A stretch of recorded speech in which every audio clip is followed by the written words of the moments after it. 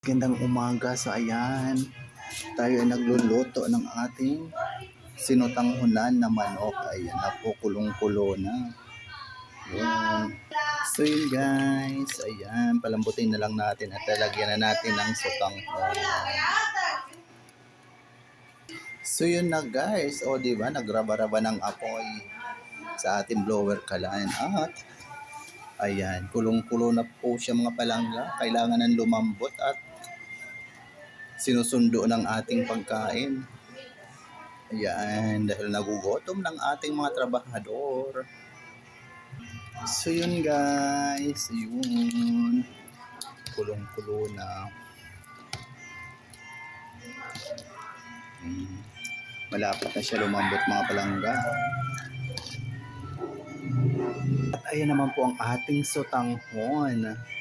So yan ang ating ilalagay sa ating sinutanghunan na manok. So yun mga palangga, buksan na natin. At ilagay na natin ang ating sutanghon dahil luto na siya. Malambot na. At timplado na po yan guys. So yun. So ilagay na natin isa-isa ang ating sutanghon. Yan. Yun.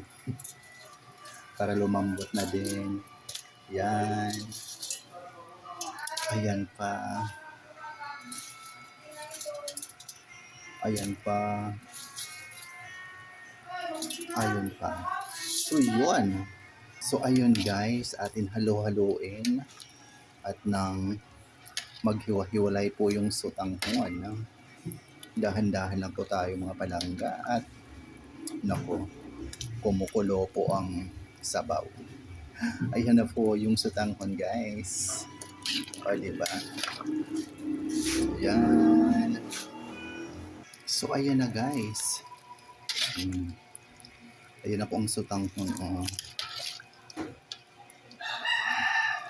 So takpan muna natin mga palangga para tuluyan na pong maluto ang ating ulam ngayong tanghalian, ang sinutanghunang manok.